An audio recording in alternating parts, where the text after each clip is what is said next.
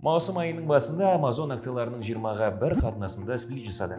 Әлемге танымал компания неліктен бұл қадамға барды деп сұрайсыз ба? Қазір түсіндіреміз.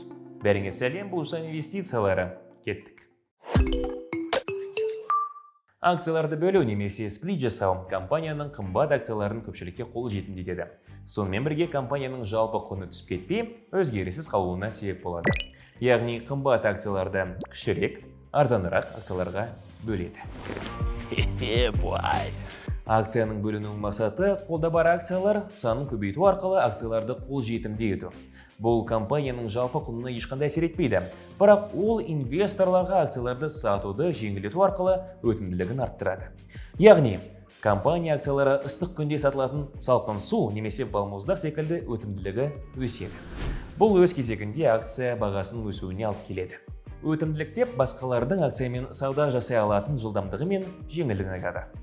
Директорлар кеңесі үшін компания акцияларының бағасы ықтимал инвесторлар үшін тым қымбат болып көрінуі мүмкін. Осылайша басқарма акция бағасын 2 есе азайту және айналымдағы акциялар санын 2 есеге арттыру туралы шешім қабылдауы мүмкін. Мысалы, сізде жалпы салмағы 10 кг болатын 2 үлкен қарбыз бар еді.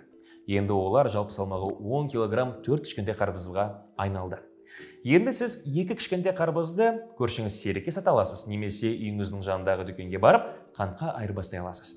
Қазіргі уақыттағы қанттың қымбаттағын ескерсек, сол қантқа айырбастаған дұрыс шығар.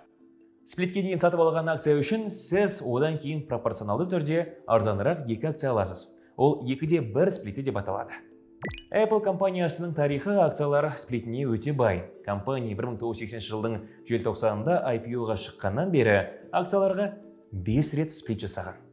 Apple акцияларының бөліну тарихы 1987 жылғы 16 маусым 2-ден 1-ге бөлінген. 2000 жылғы 21 маусым 2-ден 1-ге бөлінген. 2005 жылғы 28 ақпан 2-ден 1-ге дейін, 2014 жылғы 9 маусым 7-ден 1-ге дейін, 2020 жылғы 31 тамыз 4-ден 1-ге дейін. Бұл дегеніміз 1980 жылдың желтоқсанында бір Apple акциясын сатып алған адам, оны осы уақытқа дейін сатпай ұстап отырса, оның акциялар саны 2022 жылдың маусымында 224-ке жететін еді. Егер осы видео ұнаса, лайк басып, коммент жазыңыздар және каналға жазылуды ұмытпаңыздар. Бұл инвестициялары. Келесі кездескенше аман сау болыңыздар.